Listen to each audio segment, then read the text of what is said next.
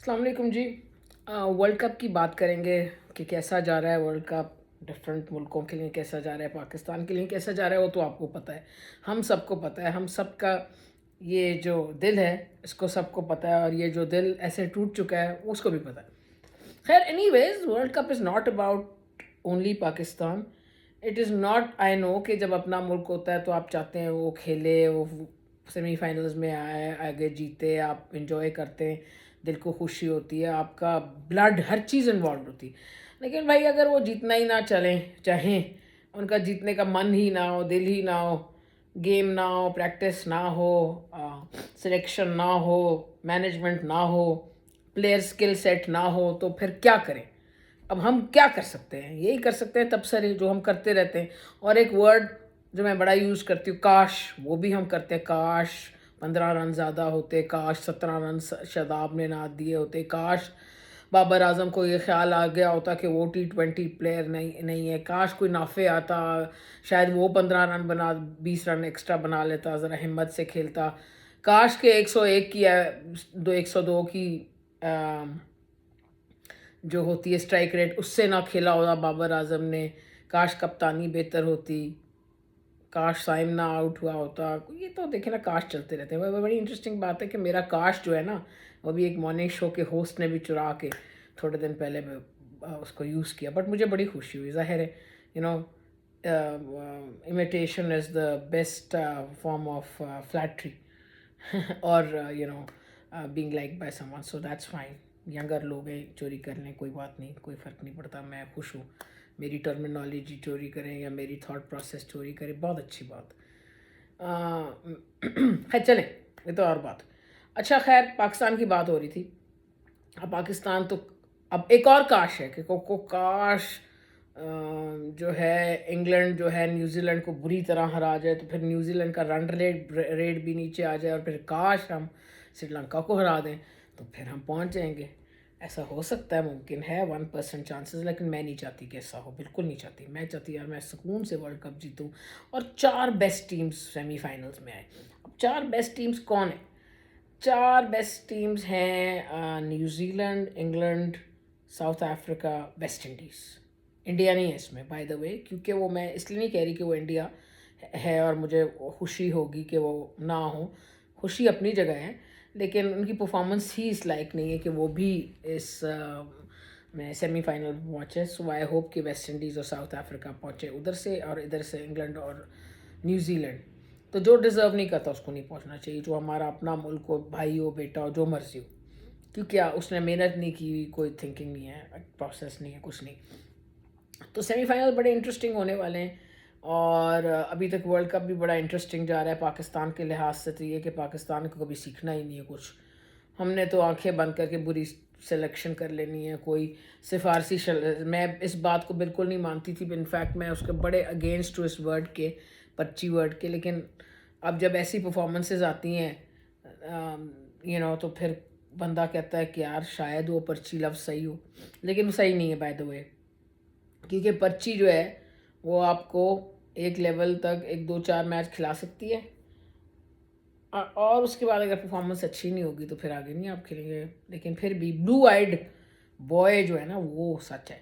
बड़े blue eyed boys खेल रहे हैं, शदाब खेल रहे हैं उसमें, और इस तरह के बड़े लोग खेलते हैं। शदाब का मैं इसलिए जिक्र करती हूँ क्योंकि ख़ासतर क्योंकि शदाब जब आया था 2017 की वो चैम्पियंस ट्रॉफी में, वो बॉल की थी उसने उधर युवराज को, वो जो विकेट ली थी, ख़ासतर इतने प्रेशर फाइनल में इतने बड़े प्लेयर की, तो यकीन आ गया था कि यार एक अच्छा स्टार बच्चा मिला पाकिस्तान को, और यकीनन पाकिस्तान को लंबा सर्व करेगा।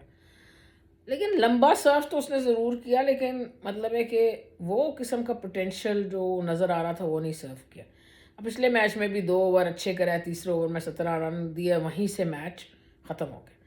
मेरा एक ये है शादाब के बारे में कहना कि अगर आप शादाब को और भी अच्छा तरह यूज़ करना चाहते हो, ज़रूरी यूज़ करना चाहते हैं, तो आप उसको ऊपर यूज़ करें एज अ बैटर, यानी कि purely as a batter use करें, and just 2 overs as a bowler कर लें देख के। 7वां ओवर कोई अल्लाह को हुक्म नहीं कि मैं तो आंखें बंद करके, मुझे पता है कि पाकिस्तान का जो मर्जी कप्तान आ जाए, उसने 7वां ओवर जब पावर प्ले ख़त्म होता है, प्रोटेक्शन आ जाती है बॉलर के लिए, सातवां उसने देना शदाब को, ताकि शदाब फील्ड जब खुल जाए तो सुकून से बॉलिंग करे। लेकिन उधर भी उसको मार पड़ जाती है और उसने कोई इम्प्रूवमेंट नहीं की। हम सालों से कह रहे हैं कि यार कोई इम्प्रूवमेंट नहीं की यार। अपने इतने लेजेंडरी सुसर हैं, इतने लेजेंडरी स्पिनर हैं, उनके साथ नहीं एक इम्प्रूवमेंट की बॉलिंग में, पता नहीं किसके साथ होगी फिर। तो प्योरली कल शदाब की जो बैटिंग थी अच्छी थी, अच्छी स्ट्राइक रेट से प्रेशर में बैटिंग की। तो मैं सोच रही हूँ कि ज़्यादा बॉलें मिलें तो ज़्यादा रन बनाएंगे पाकिस्तान के लिए। तो हो सकता है नंबर 4 पे भी ट्राई कर लेना चाहिए शदाब को। उसमें खेल नहीं है तो 4 पे ट्राई करें और कंसिडर कर लें as a top order batsman उनको, और फिर देखें अगर वो उधर भी नहीं चलता तो फिर उसकी कोई फ्यूचर नहीं है। This is what I want to say. I don't know if most of you would agree with me or not, but this is one theory and I think it is quite justified. ठीक है, तो ये हो सकता है काम। और अब पैक करके वापस आएँ और फिर देखें। और ये जो कप्तानी, मुझे बहुत उसमें मुझे गम और गुस्सा है। ये जो कप्तानी मैंने देखी, मैं तो बड़ी उम्मीद थी इनकी कप्तानी से, लेकिन ये तो बिल्कुल ही पप्पू बच्चा बन गए हसन के, सलमान अली आगा। यानी कि पीछे कहीं उसको शैडो में खड़े होते हैं, सिलवेट के अंदर हसन की खड़े होते हैं, नज़र भी नहीं आते। वो जो बनाते हैं, ये क्या उसको कहते हैं, यानी कि एक वो जो बनाते हैं सर्कल, और उसमें जब बातचीत होती है तो उसमें भी वो कहीं पीछे हसन के खड़े होते हैं, हसन बात कर रहे होते हैं। और प्लान्स भी मुझे लगता है वहीं बाहर से आ रहे हैं। उनको हर 4-4 ओवर 5-5 को ओवर का एक प्लान बनाया, वो बस एक मैसेंजर की तरह है। तो यार कप्तान मैसेंजर की तरह नहीं होता, प्रोएक्टिव होता है, एट टाइम्स रिएक्टिव होता है, मोस्टली प्रोएक्टिव होना चाहिए। फ्रंट से लीड करता है, कुछ भी नज़र नहीं आया वो।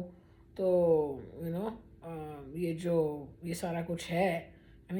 I don't know how it's, who's going to be a good right captain for Pakistan? अगर शाहीन को भी बना दें तो फिर शाहीन की अपनी परफॉर्मेंस पे भी क्वेश्चन मार्क आते रहते हैं, हालांकि आना नहीं चाहिए। शाहीन ने कल दिखाया कि वो कितने बड़े बॉलर हैं। ठीक है, इंजरी के बाद मुश्किलात थी, पेस भी ड्रॉप हुई, बट थोड़ा सा टाइम लगता है, थोड़ा सा सिंपैथी देनी पड़ती है। पर हमें पता है कि वो आएगा किसी दिन भी 4 विकेटें ले लेगा। उसने कल ले दी, आपने मैच अब उसने सेटअप कर दिया आपके लिए शाहीन ने, लेकिन आप आगे कर ही ना सके। जो इतने हमारे फैंसीड स्पिनर्स थे, क्या किया किसी ने? कुछ भी नहीं। नवाज़ ने बुरी बॉलिंग की, शदाब ने बहुत बुरी बॉलिंग की एज़ यूजुअल।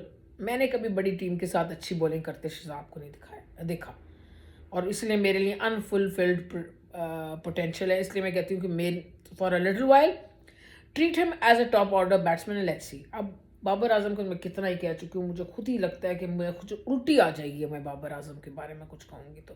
भाई नहीं है वो T20 का प्लेयर, खुद रियलाइज़ करे, रिटायरमेंट ले T20 से, लीग्स खेले, ठीक है, पैसे बनाने हैं, ये सब कुछ करना है। और for the country you should play one day cricket and test match cricket, those 2 forms. Test match, one day, no T20 कांटा, ये कांटा मैं बना रही।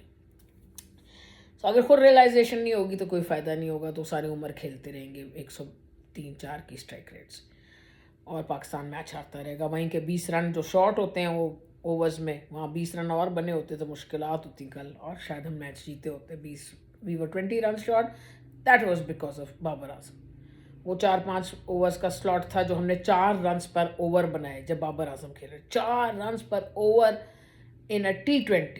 दूसरे एंड से हमने फरहान को भी स्लो किया, स्ट्राइक भी खुद रखी, चलाकी से राशिद लतीफ़ को जहाँ 2 मिल सकते थे 1 लिया कि नहीं यार वो लेग स्पिनर को ना फेस करूँ, क्योंकि उसको आप ऑफ द हैंड रीड ही नहीं कर रहे। कमेंटेटर्स ने भी कहा और मुझे भी पता है ये बात, और आपको भी पता होगी। So Pakistan has variety of difficulties, but let's see आगे वर्ल्ड कप में क्या होता है। Very interesting matches coming up. अगर आप क्रिकेट फ़ैन हैं तो आप क्रिकेट को एंजॉय करें। मेरा ख्याल ये है कि अगर आप पाकिस्तानी क्रिकेट फ़ैन हैं तो आप इस वक्त क्रिकेट को एंजॉय करें, पाकिस्तान क्रिकेट को ना करें। जब पाकिस्तान क्रिकेट इस लायक होगा तो उसको भी कर लें, फ़िलहाल ऐसा नहीं लग रहा।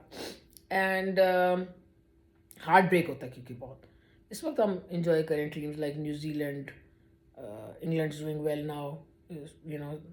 They were slow in the beginning, but they have the ability to come back.